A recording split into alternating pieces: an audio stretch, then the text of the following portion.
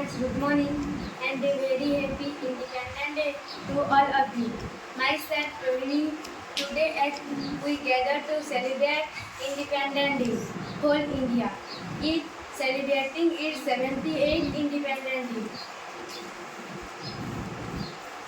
It's remember the sacrifice made by our forefathers like Mahatma Gandhi, Subhash Chandra Bose, Jawaharlal Nehru, Bal Gangadhar Tilak, and many more, who fought tirelessly for our freedom.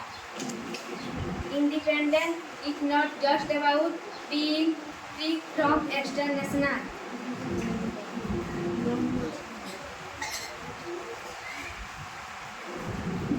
control.